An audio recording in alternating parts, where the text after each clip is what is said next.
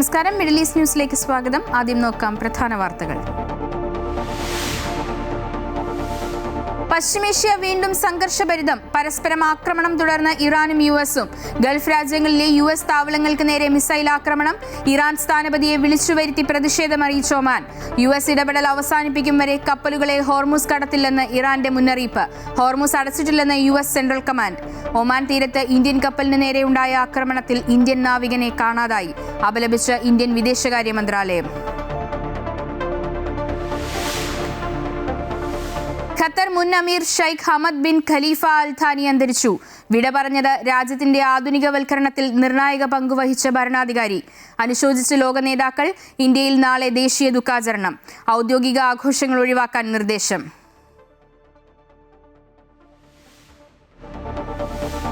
പ്രതിപക്ഷ ഉപനേതാവ് സ്ഥാനം CPIക്ക് അവകാശപ്പെട്ടതെന്നും കീഴ്വഴക്കമല്ല രാഷ്ട്രീയമാണ് വലുതെന്നുമുള്ള ഓർമ്മപ്പെടുത്തലുമായി CPI സംസ്ഥാന സെക്രട്ടറി ബിനോയ് വിശ്വം. ഒറ്റക്കെട്ടായി മുന്നോട്ടു പോകണമെങ്കിൽ പങ്കുവയ്ക്കൽ അനിവാര്യമെന്നും മുന്നറിയിപ്പ്.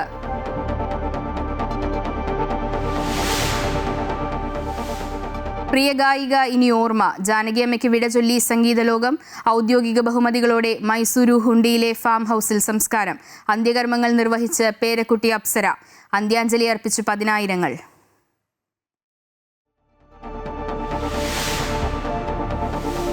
NSS ജനറൽ സെക്രട്ടറി സുകുമാരൻ നായർക്കെതിരെ വിമർശനവുമായി ഉപരാഷ്ട്രപതി CP രാധാകൃഷ്ണൻ. ജനറൽ സെക്രട്ടറിയാണ് എല്ലാം എന്ന് കരുതരുതെന്ന് ഡൽഹിയിൽ മന്നം സ്മൃതി മണ്ഡപത്തിന്റെ ഉദ്ഘാടന ചടങ്ങിൽ ഉപരാഷ്ട്രപതി. മന്നം സ്മൃതി എല്ലാവർക്കുമുള്ള ഇടമെന്നും ഇന്നയാൾ വരരുതെന്ന് പറയരുതെന്നും ഉപരാഷ്ട്രപതി. പെരുന്ന സ്വയം ശുദ്ധീകരിക്കപ്പെടുമെന്ന് കേന്ദ്രമന്ത്രി സുരേഷ് ഗോപി. ലോകകപ്പ് ഫുട്ബോളിൽ ഇനി സെമി പോരാട്ടത്തിന്റെ ആവേശം. ആദ്യ സെമിയിൽ ഫ്രാൻസ് സ്പെയിൻ പോരാട്ടം. രണ്ടാം സെമി അർജന്റീനയും ഇംഗ്ലണ്ടും തമ്മിൽ. ഫിഫ റാങ്കിങ്ങിലെ ആദ്യ 4 സ്ഥാനക്കാർ ഏറ്റുമുട്ടുന്നത് ഇതാദ്യം.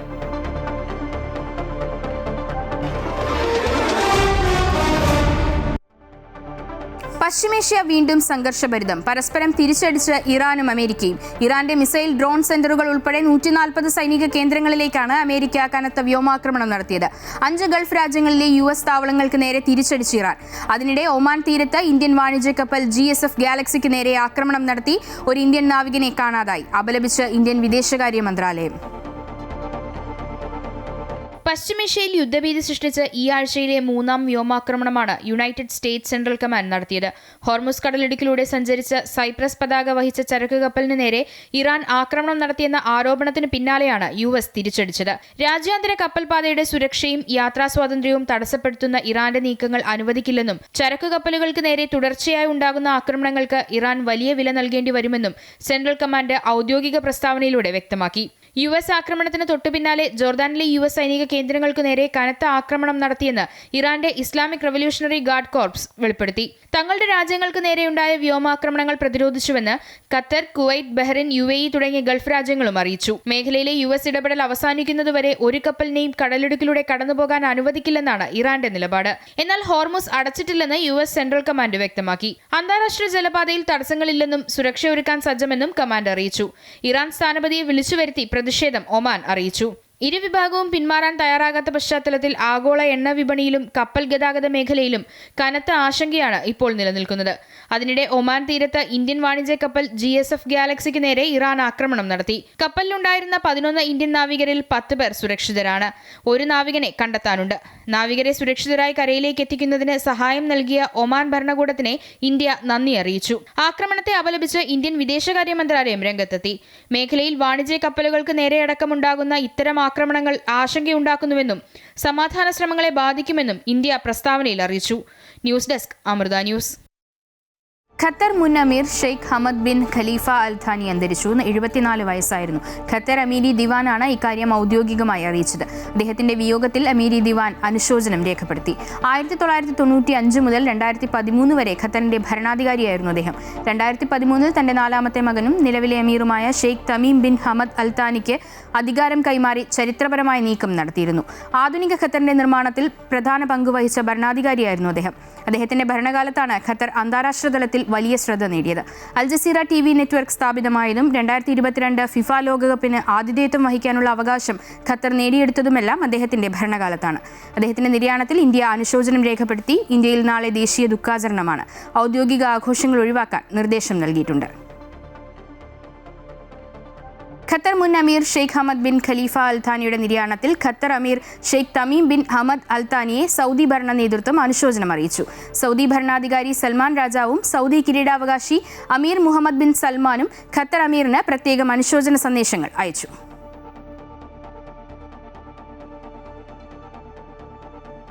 നിയമസഭാ പ്രതിപക്ഷ ഉപനേതാവ് സ്ഥാനം വേണമെന്ന ആവശ്യത്തിൽ നിന്ന് പിന്നോട്ടില്ലെന്ന് വ്യക്തമാക്കി CPI സംസ്ഥാന സെക്രട്ടറി ബിനോയ് വിശ്വം. സ്ഥാനം പാർട്ടിക്ക് അവകാശപ്പെട്ടതാണെന്നും എല്ലാ സ്ഥാനവും ഒരു പാർട്ടിക്ക് തന്നെ എന്ന രീതി മാറണമെന്നും അദ്ദേഹം പറഞ്ഞു.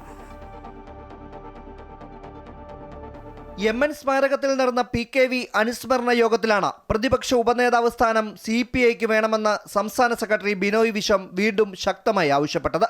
സ്ഥാനം പാർട്ടിക്ക് അവകാശപ്പെട്ടതാണ്. CPIയും CPMും ഒറ്റക്കെട്ടായി മുന്നോട്ടു പോകണമെങ്കിൽ ഉപനേതാവ് സ്ഥാനം നൽകണം. ജനാധിപത്യത്തിൽ എല്ലാ സ്ഥാനവും പങ്കുവച്ചാണ് മുന്നോട്ടു പോകേണ്ടത്. കീഴ്വഴക്കം മാറ്റണമെന്നും എല്ലാ സ്ഥാനങ്ങളും ഒറ്റ പാർട്ടി എന്ന രീതി മാറണമെന്നും ബിനോയ് വിശ്വം പറഞ്ഞു. എല്ലാ സ്ഥാനങ്ങളും ഒറ്റ പാർട്ടി മാത്രം എന്ന അവസ്ഥയ്ക്ക് മാറ്റം വന്നേ തീരൂ. സ്ഥാനങ്ങളെല്ലാം എത്ര വലുതാകട്ടെ ചെറുതാകട്ടെ അതെല്ലാം പങ്കുവെക്കപ്പെടണമെന്ന് CPI ആഗ്രഹിക്കുന്നു. നാം CPI നിലപാട് വ്യക്തമാക്കാൻ ഞാൻ ആഗ്രഹിക്കുന്നു. പരസ്യമായല്ല CPM ഇക്കാര്യം ആദ്യമായി പറഞ്ഞത്.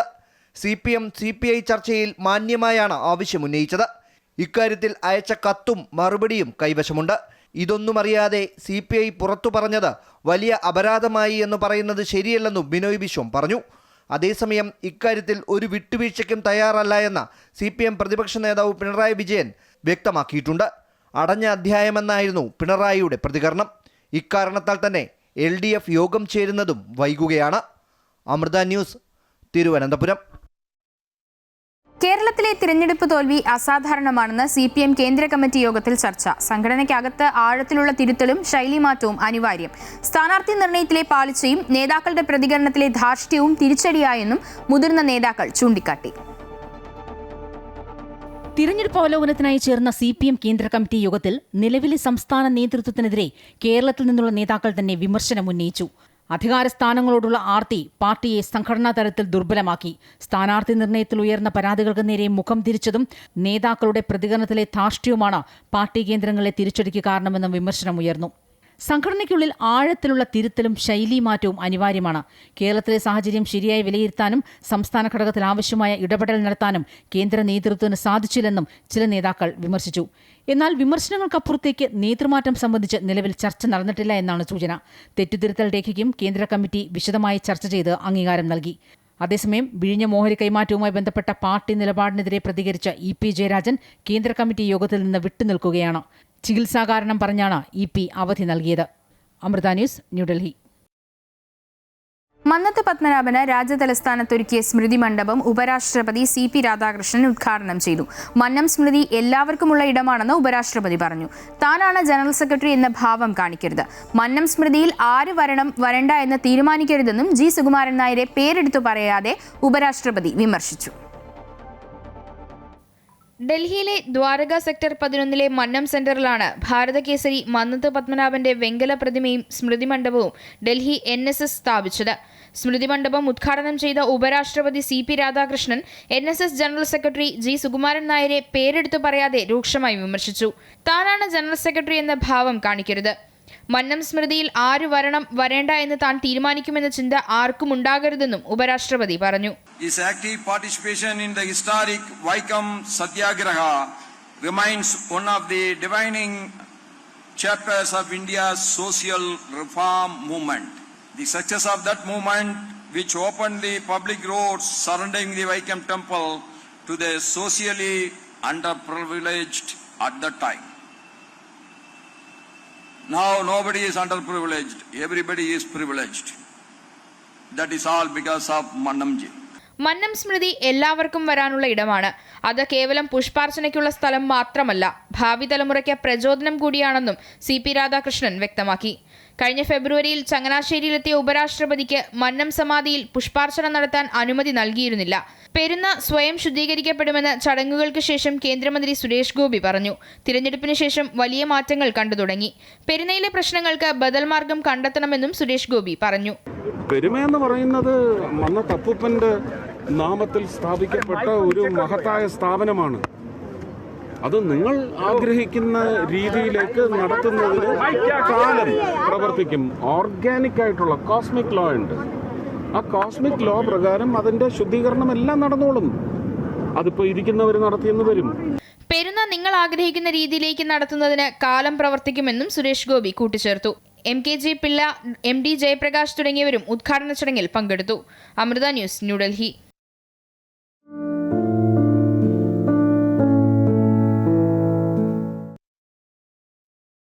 സംഗീത വിസ്മയം എസ് ജാനകി ഇനി ഓർമ്മകളിലെ മായാത്ത സ്വരം. ഭൗതികദേഹം മൈസൂരുവിലെ കനിയനഹുണ്ടി ഫാം ഹൗസിൽ പൂർണ്ണ ഔദ്യോഗിക ബഹുമതികളോടെ സംസ്കരിച്ചു. കേരളത്തെ പ്രതിനിധീകരിച്ച് മന്ത്രി റോജി എം ജോൺ പങ്കെടുത്തു.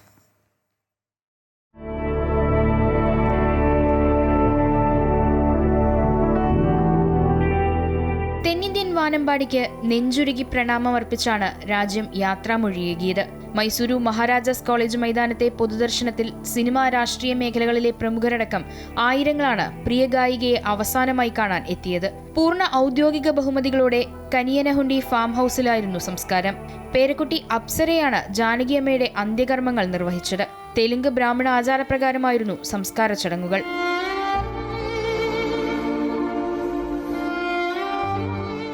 ആന്ധ്രാപ്രദേശിലെ ഗുണ്ടൂരിൽ ജനിച്ച ജാനകിക്ക് മൈസൂരുവിൽ സംസ്കരിക്കണമെന്നതായിരുന്നു ആഗ്രഹം. ഗായിക ചിത്രയടക്കമുള്ള പ്രമുഖർ ജാനകിയമ്മയ്ക്ക് ആദരാഞ്ജലി അർപ്പിച്ചു.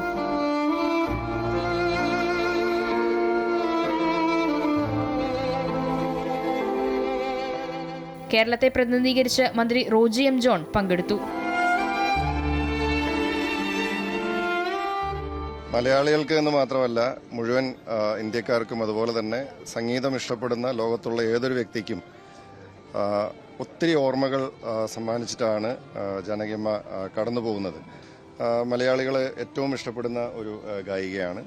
സംസ്ഥാന സർക്കാരിൻ്റെ പ്രതിനിധി എന്ന നിലയിലാണ് അതുകൊണ്ട് തന്നെ അന്തിമോപചാരം അർപ്പിക്കുവാനായിട്ട് ഞാൻ കേരളത്തിൽ നിന്നും ഇവിടെ എത്തിയത്. അവരുടെ ഓർമ്മകൾക്ക് മുമ്പിൽ ഒരിക്കൽ കൂടി ശിരസ് നമിക്കുന്നു. മൈസൂരു അപ്പോളോ ആശുപത്രിയിൽ ചികിത്സയിലിരിക്കെ ഇന്നലെയായിരുന്നു എസ് ജാനകി അന്തരിച്ചത്. മൈസൂരുവിലെ വീട്ടിൽ കുഴഞ്ഞു വീണ ജാനകിയെ ഇന്നലെ ഉച്ചയോടെ സ്വകാര്യ ആശുപത്രിയിൽ പ്രവേശിപ്പിച്ചിരുന്നു. ഏകമകനും നർത്തകനുമായ മുരളീകൃഷ്ണ ഹൃദയാഘാതത്തെ തുടർന്ന് കഴിഞ്ഞ ജനുവരിയിൽ മരിച്ചതിനുശേഷം ചെറുമകൾ അപ്സര വൈദ്യുലയ്ക്കൊപ്പമായിരുന്നു ജാനകി താമസിച്ചിരുന്നത്. 20-ലധികം ഭാഷകളിൽ 40,000-ലേറെ പാട്ടുകൾ പാടിയ ജാനകി നിരവധി പുരസ്കാരങ്ങളും സ്വന്തമാക്കിയിട്ടുണ്ട്. സംഗീതത്തിലെ ഈ വേറിട്ട ശബ്ദമാധുര്യമായ ജാനകിയമ്മയ്ക്ക് വിട.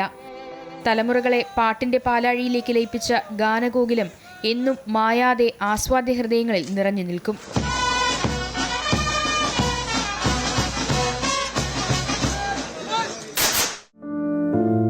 News desk, Amrita news. S Janaki പാട്ടിനെ പ്രാണനാക്കിയ ഗായികയെന്ന് സംഗീത സംവിധായകൻ കൈതപ്രം ദാമോദരൻ നമ്പൂതിരി. തന്റെ 3 പാട്ടുകൾക്ക് ജാനകി ശബ്ദമേകിയിട്ടുണ്ട്. വിയോഗം തീരാനഷ്ടമെന്നും അദ്ദേഹം അനുസ്മരിച്ചു.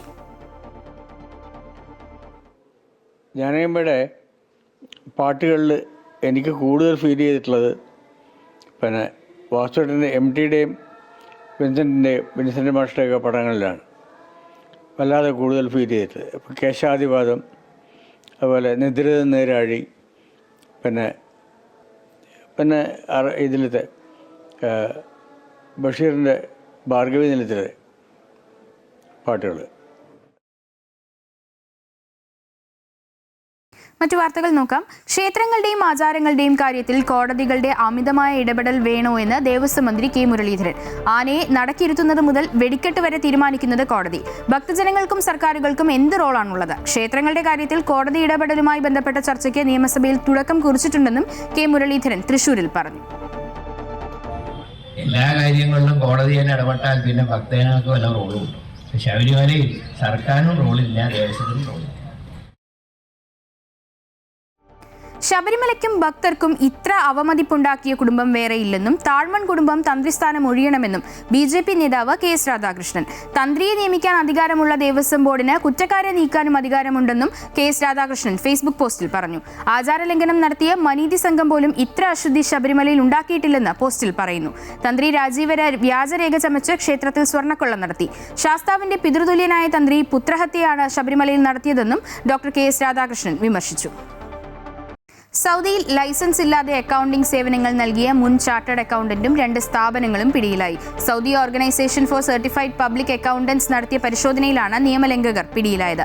രാജ്യത്തെ അക്കൗണ്ടിംഗ് ആൻഡ് ഓഡിറ്റിംഗ് പ്രൊഫഷൻ നിയമങ്ങളുടെ നഗ്നമായ ലംഘനമാണ് ഇവരുടെ ഭാഗത്തുനിന്നുണ്ടായതെന്ന് അതോറിറ്റി വ്യക്തമാക്കി. ഔദ്യോഗികമായി ലൈസൻസ് റദ്ദാക്കപ്പെട്ട ശേഷവും പ്രതിയായ അക്കൗണ്ടന്റ് ഓഡിറ്റ് റിപ്പോർട്ടുകൾ നൽകി വരികയായിരുന്നുവെന്ന് അതോറിറ്റി കണ്ടെത്തിയിട്ടുണ്ട്. പിടിയിലായ മറ്റ് 2 സ്ഥാപനങ്ങളാകട്ടെ ആവശ്യമായ നിയമപരമായ അനുമതികൾ ഇല്ലാതെ ഇന്റർനെറ്റ് വഴിയാണ് തങ്ങളുടെ അക്കൗണ്ടിംഗ് സേവനങ്ങൾ പരസ്യം ചെയ്തിരുന്നത്. സൗദിയിൽ പൊതുപാർക്കുകളിലും വനപ്രദേശങ്ങളിലും അനുമതിയില്ലാത്ത ഇടങ്ങളിൽ തീയിടുന്നതിനെതിരെ സൗദി സിവിൽ ഡിഫൻസ് കർശന മുന്നറിയിപ്പ് നൽകി. ഇതിനായി പ്രത്യേകം നിശ്ചയിച്ചിട്ടുള്ള സ്ഥലങ്ങളിൽ മാത്രമേ തീയിടാൻ പാടുള്ളൂവെന്നും അശ്രദ്ധമായ ഇത്തരം പ്രവർത്തികൾ വൻ സുരക്ഷാ ഭീഷണിയും പ്രകൃതിനാശവും ഉണ്ടാക്കുമെന്നും അതോറിറ്റി ഓർമ്മിപ്പിച്ചു. പൊതു സ്വകാര്യ സ്വത്തുക്കളുടെയും മനുഷ്യജീവനുകളുടെയും സുരക്ഷ മുൻനിർത്തിയാണ് സിവിൽ ഡിഫൻസിന്റെ ഈ അടിയന്തര ഇടപെടൽ. വിലയേറിയ പ്രകൃതി വിഭവങ്ങൾ സംരക്ഷിക്കുന്നതിനായി സ്വദേശികളും താമസക്കാരും ഔദ്യോഗിക സുരക്ഷാ നിർദ്ദേശങ്ങൾ കർശനമായി പാലിക്കണമെന്നും അതോറിറ്റി അഭ്യർത്ഥിച്ചു. കുവൈറ്റ് അന്താരാഷ്ട്ര വിമാനത്താവളത്തിന് അമീർ ഷെയ്ഖ് മിഷാൽ അൽ അഹമ്മദ് അൽ ജാബിർ അൽ സബാഹിന്റെ പേര് നൽകണമെന്ന ആവശ്യം മുന്നോട്ട് വെച്ച് കുവൈറ്റിലെ അറബിക് ദിനപത്രമായ അൽ റായ്. ലോകത്തിന്റെ വിവിധ ഭാഗങ്ങളിലായി നിരവധി രാജ്യങ്ങളിൽ വിമാനത്താവളങ്ങൾക്ക് ദേശീയ നേതാക്കളുടെ പേരുകൾ നൽകിയിട്ടുണ്ടെന്നും അതിനാൽ കുവൈറ്റിന്റെ പ്രധാന വ്യോമ കവാടത്തിന് നിലവിലെ അമീറിന്റെ പേര് നൽകുന്നത് സ്വാഭാവികവും യുക്തിസഹവുമായ തീരുമാനമായിരിക്കുമെന്നും പത്രം ചൂണ്ടിക്കാട്ടുന്നു.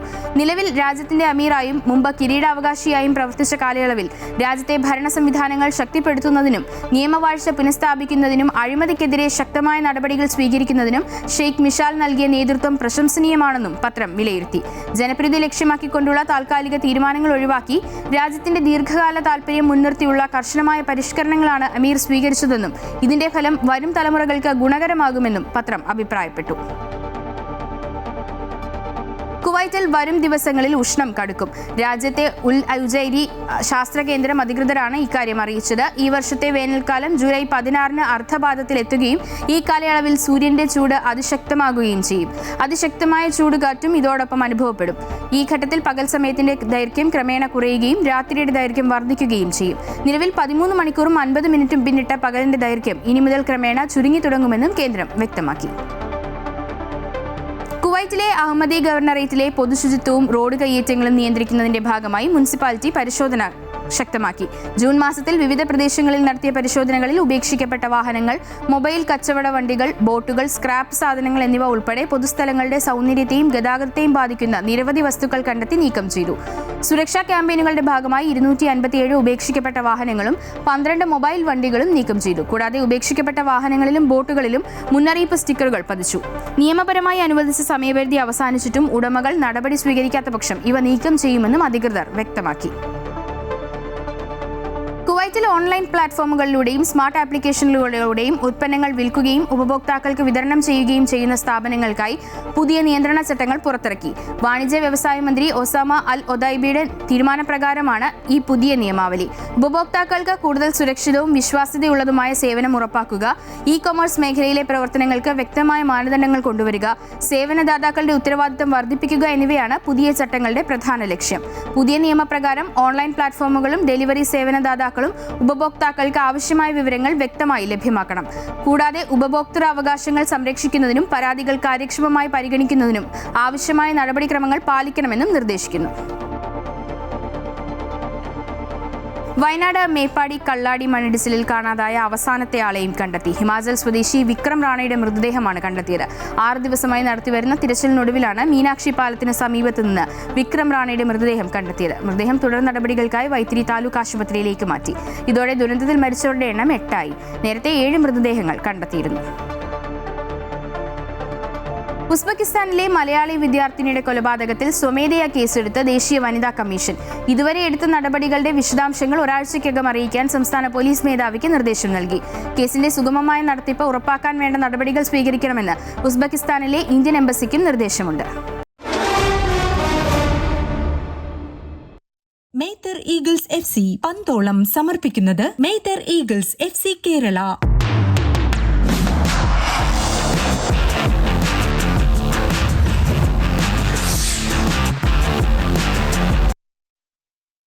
സ്വിറ്റ്സർലൻഡിനെ 1-3 ഗോളുകൾക്ക് തകർത്ത അർജന്റീന ലോകകപ്പ് ഫുട്ബോൾ സെമിയിൽ പ്രവേശിച്ചു. അധിക സമയം വരെ ആവേശം നീണ്ട മത്സരത്തിൽ 4 മുന്നേറ്റ താരങ്ങളെ ഒരേ സമയത്ത് ഇറക്കിയാണ് അർജന്റീന വിജയം പിടിച്ചെടുത്തത്. വലിയ ആവേശത്തോടെയാണ് അർജന്റീന ആരാധകർ സെമി പ്രവേശത്തെ വരവേറ്റത്. ഇംഗ്ലണ്ടാണ് സെമിയിൽ അർജന്റീനയുടെ എതിരാളികൾ. ഫിഫ റാങ്കിങ്ങിലെ ആദ്യ 4 സ്ഥാനക്കാർ സെമിയിൽ ഏറ്റുമുട്ടുന്നത് ഇതാദ്യമായാണ്. അവസാന നിമിഷം വരെ രാജ്യത്തെയും ആരാധകരെയും മുൾമുനയിൽ നിർത്തി ജയിക്കുക എന്നത് അർജന്റീന ആവർത്തിച്ച മത്സരം. സ്വിറ്റ്സർലൻഡിനെതിരായ പോരാട്ടത്തെ ഇങ്ങനെയും വിശേഷിപ്പിക്കാം. അധിക സമയത്തേക്ക് നീണ്ട മത്സരത്തിൽ 1-3 ഗോളുകൾക്കായിരുന്നു നീലപ്പടയുടെ വിജയം. മെസ്സി ഗോൾ കണ്ടെത്താതിരുന്ന മത്സരത്തിൽ ഇടവേളയ്ക്ക് ശേഷം ജൂലിയൻ അൽവാരസ് വലകുലുക്കിയതാണ് ശ്രദ്ധേയം. മാക്കാലിസ്റ്റർ, ലൗട്ടാരോ മാർട്ടിനസ് എന്നിവരാണ് അർജന്റീനയുടെ മറ്റ് ഗോൾ വേട്ടക്കാർ. എൻഡോയെയാണ് സ്വിറ്റ്സർലൻഡിന് വേണ്ടി ഗോൾ നേടിയത്. മത്സരം തുടങ്ങിയത് സ്വിറ്റ്സർലൻഡിന്റെ മുന്നേറ്റത്തോടുകൂടിയാണ്. എന്നാൽ 10ാം മിനിറ്റിൽ മെസ്സിയുടെ മുന്നേറ്റത്തിൽ മാക്കാലിസ്റ്റർ വക അർജന്റീനയുടെ ആദ്യ ഗോൾ നേടിയെങ്കിലും ആദ്യ പകുതിയിൽ സ്വിസ് ആധിപത്യമായിരുന്നു. 2ാം പകുതിയിൽ പക്ഷേ കാര്യങ്ങൾ മാറിമറിഞ്ഞു. 67ാം മിനിറ്റിൽ എൻഡോയിലൂടെ സ്വിറ്റ്സർലൻഡ് അർജന്റീനയെ ഞെട്ടിച്ചു. സ്കോർ 1-1. 72ാം മിനിറ്റിൽ മുന്നേറ്റ താരം എംബോളയ്ക്ക് ചുവപ്പ് കാർഡ്. ഇല്ലാത്ത ഫൗൾ അഭിനയിച്ചതിന് 2ാം മഞ്ഞക്കാർഡ് കണ്ട് താരം പുറത്ത്. 10 പേരുമായി ചുരുങ്ങിയെങ്കിലും സ്വിറ്റ്സർലൻഡിന്റെ മുന്നേറ്റത്തിനോ പ്രതിരോധത്തിനോ കുറവൊന്നുമുണ്ടായില്ല. അധിക സമയത്ത് പക്ഷേ അർജന്റീനയുടെ പോരാട്ടത്തിന് കുറെ കൂടി വേഗത കൈവന്നു. മെസ്സിയും അൽവാരസും അൽമേഡയും ലൗട്ടാരോ മാർട്ടിനസും മുന്നേറ്റക്കാർ ഒന്നിച്ചിറങ്ങി. സ്വിറ്റ്സർലൻഡ് ഗോൾമുഖം വിറച്ചു. പക്ഷേ കോബൽ എന്ന വൻമതിൽ അർജന്റീനയ്ക്ക് മുന്നിൽ തടസ്സമായി. ഒടുവിൽ 112ാം മിനിറ്റിൽ എല്ലാ പൂട്ടും പൊളിച്ച് സുന്ദരമായ ഗോളിലൂടെ ജൂലിയൻ അൽവാരസ് അർജന്റീനയ്ക്ക് ലീഡ് സമ്മാനിച്ചു.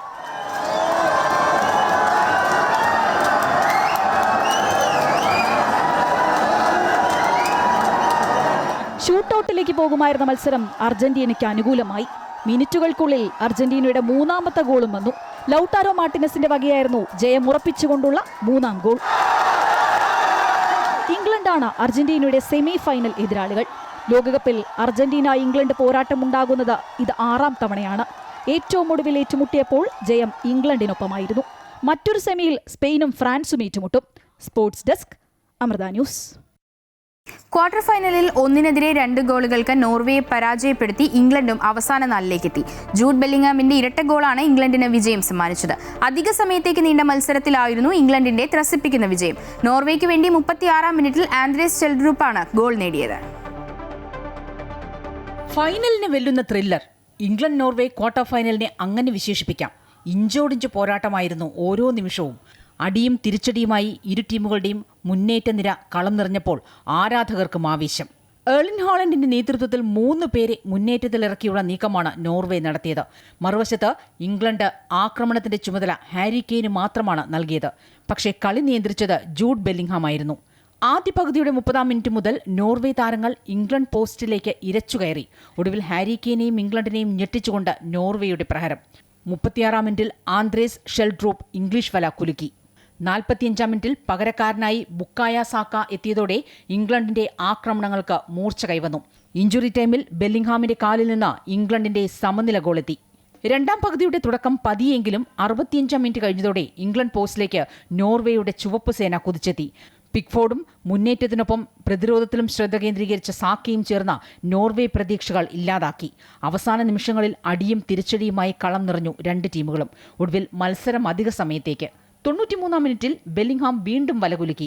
റയൽ മാഡ്രിഡ് താരത്തിന്റെ 2ാം ഗോൾ വീണതോടെ നോർവേ താരങ്ങൾ ആർത്തിരമ്പിയെങ്കിലും പ്രതിരോധം കടുപ്പിച്ച ഇംഗ്ലീഷ് പട വിജയം കൈവിടാതെ കാത്തു. കളി തീരാൻ നിമിഷങ്ങൾ മാത്രം ബാക്കിയുള്ളപ്പോൾ ഏർലിൻ ഹാലൻഡിനെ നോർവേ പിൻവലിച്ചു. കെയ്നിനും ഹാലൻഡിനും നിറം മങ്ങിയ മത്സരം കൂടിയായിരുന്നു ക്വാർട്ടർ ഫൈനൽ. ഒടുവിൽ അവസാന വിസിൽ മുഴങ്ങിയപ്പോൾ ആശ്വാസവും പുഞ്ചിരിയുമായി ഇംഗ്ലണ്ട് സെമിയിലേക്ക്. നെഞ്ചിടിപ്പേറ്റി വെല്ലുവിളി ഉയർത്തി നല്ല കളി സമ്മാനിച്ച് ഹാലൻഡും കൂട്ടരും മടങ്ങി. Sports desk, Amrita news. Middle East വാർത്തകൾ പൂർണ്ണമാകുന്നു. കൂടുതൽ വാർത്തകൾക്കായി അമൃത ന്യൂസ് യൂട്യൂബ് ചാനൽ കാണുക. നമസ്കാരം.